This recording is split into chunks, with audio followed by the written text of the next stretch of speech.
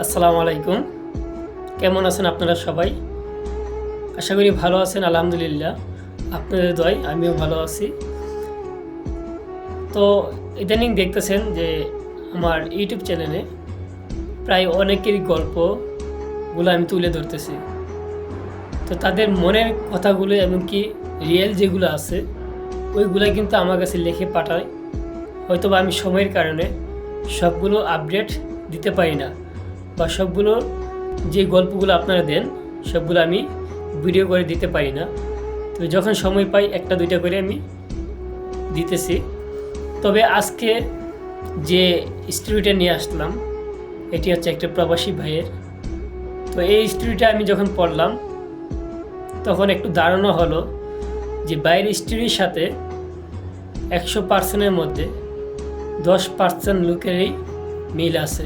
তো কি লেখলো বা কি দিল অবশ্যই আমি আপনাদের কাছে শেয়ার করব, কারণ এগুলার কথা আপনাদের কাছে শেয়ার করা খুবই দরকার। তো কি লেখছেন বা বাড়ি কোথায় সেটা বলবো।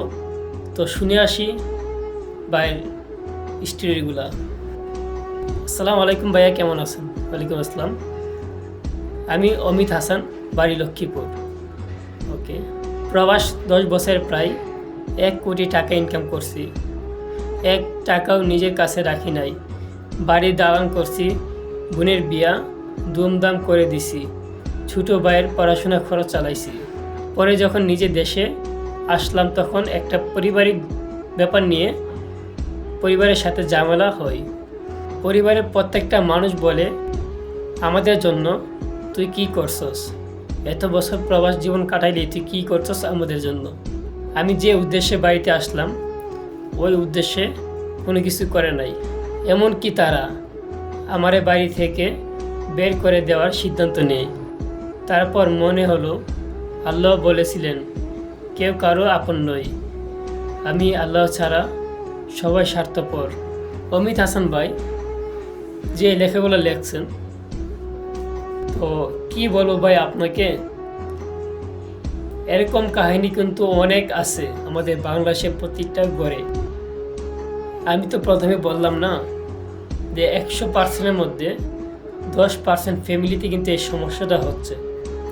তবে এইটি আর কি প্রবাস জীবন ভাই, কিছু করার নাই। কারণ আপনি প্রবাসে আসছেন আপনার পরিবারের হাল ধরার জন্য।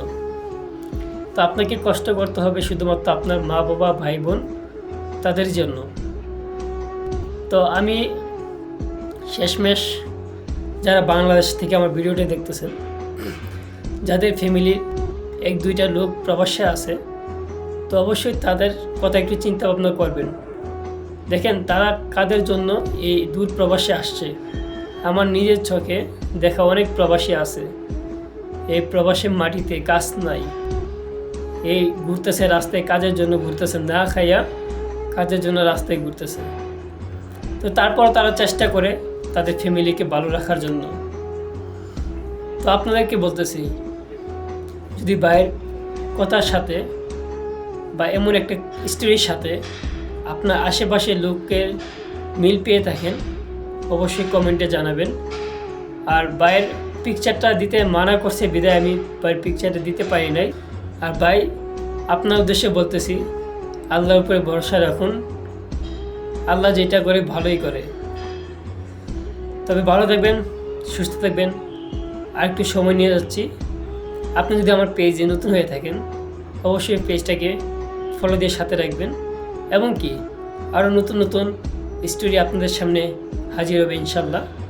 আপনি চাইলে আপনার মনের গল্প, মনের স্টোরি, যে কোনো স্টোরি লিখে আমার কাছে পাঠাতে পারেন। আমি ইনশাল্লাহ চেষ্টা করব সবার কাছে শেয়ার করতে। ভালো থাকবেন, সুস্থ থাকবেন। আল্লাহ হাফেজ।